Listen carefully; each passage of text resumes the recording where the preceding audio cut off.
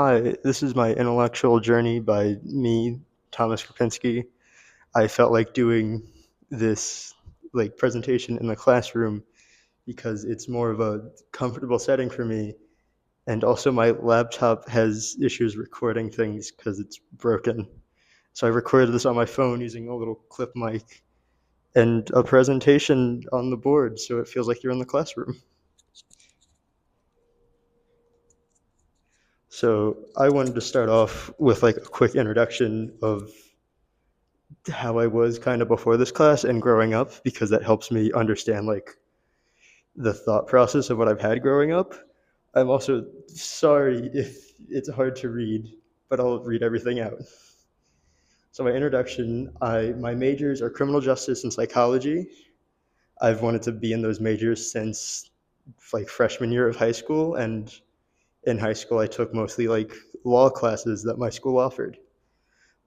I grew up in the countryside of New Jersey, which is like I grew up Sussex County, which is up there. That's High Point Monument, and I was my house was just a little home like in the woods with like not any neighbors or anyone around. So I like grew up with very limited technology too. I didn't get my first phone till I was 13, and I also wasn't allowed on social media till I was 18, which led to a thing where, as in class, we talked about like incel culture and like stuff like that.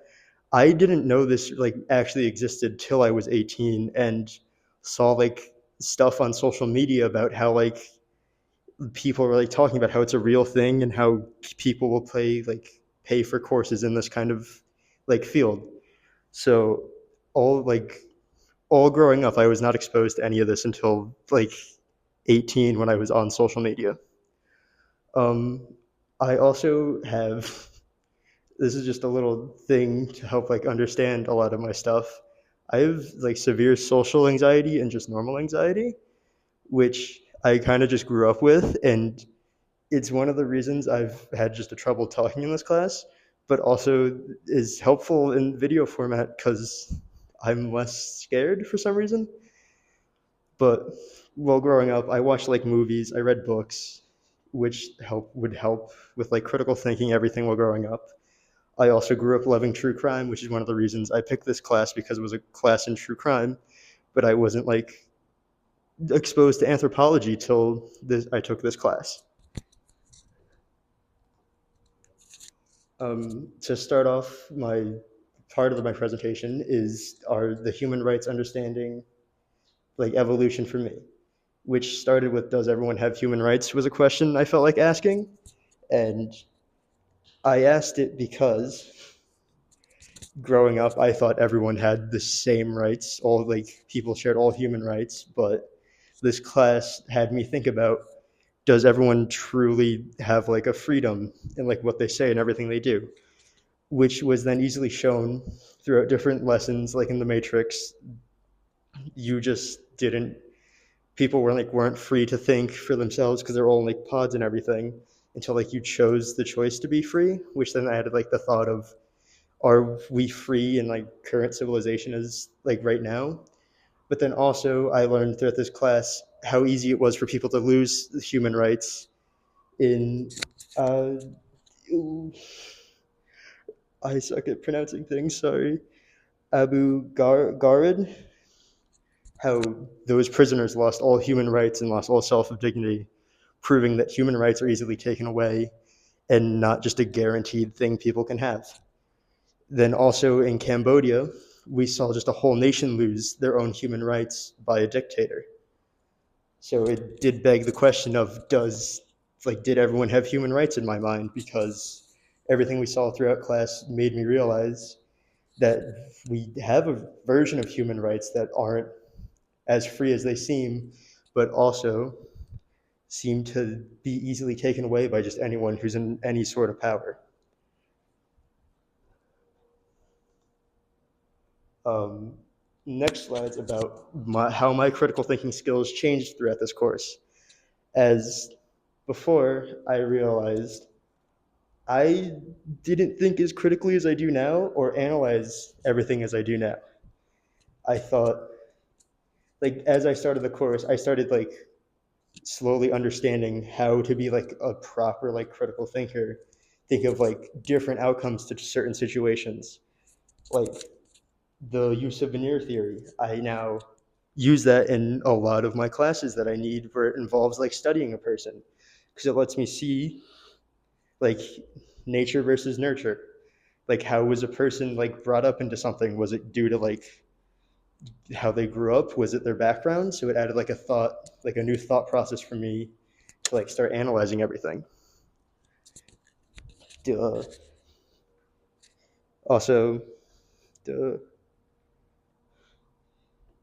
That's it. Sorry. Um, this one's like the readings and like lessons that we did that impacted me. I'll explain the Dexter part in a second.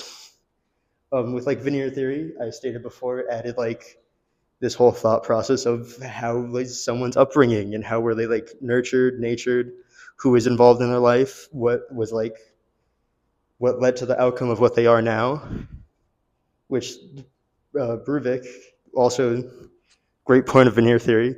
You get to that into a second too. The dark tetrad added like the whole identity of just does people have a dark personality, got me thinking on like that aspect of everything, which it seemed to have some kind of evidence that almost anyone could have a version of a dark like tetrad, where like people have just a second personality where they think differently than how they normally would, how they would have like the dark, like they would think more maliciously than before.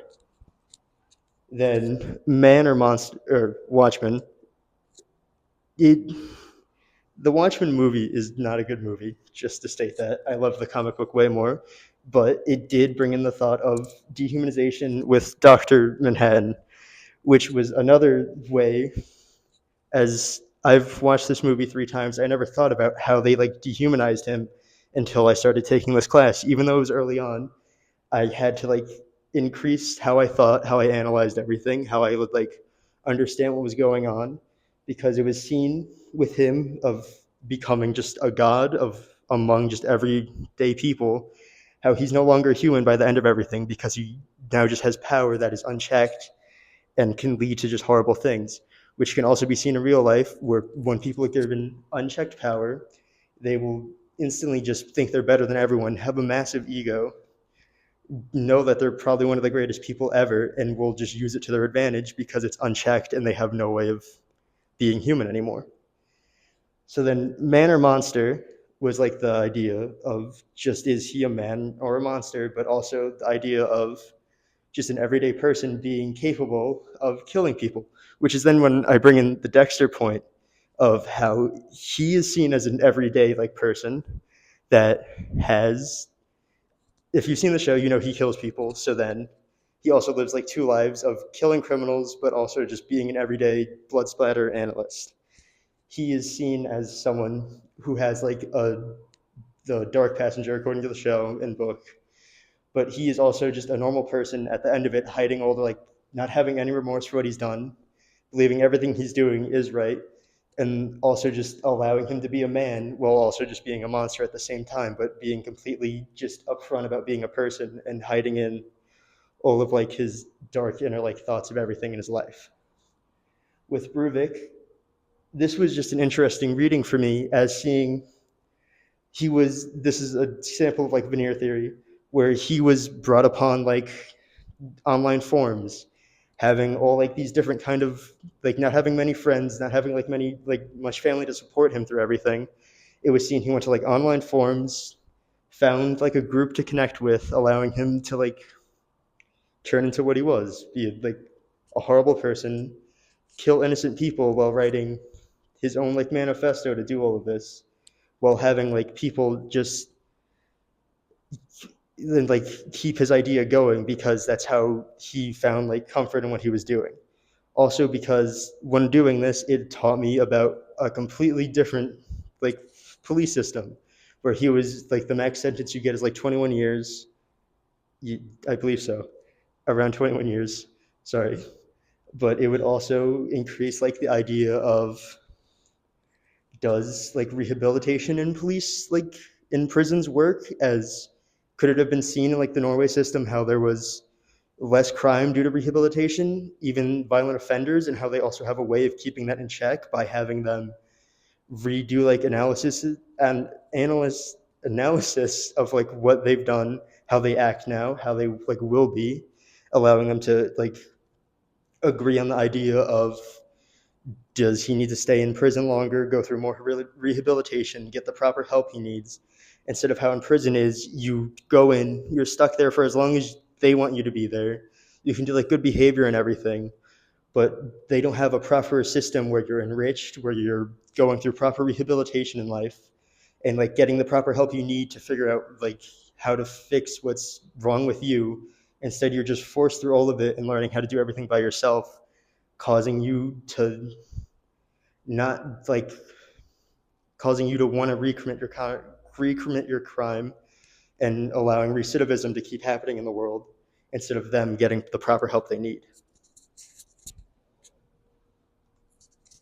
Benefits from this class. Again, it increased my critical thinking skills greatly, which does help in future classes and my career, which I would either love to go into like the FBI behavioral analyst program or just go into forensics because I've always been fascinated with like CSI and crime scene investigation and like blood splatter because it's cool.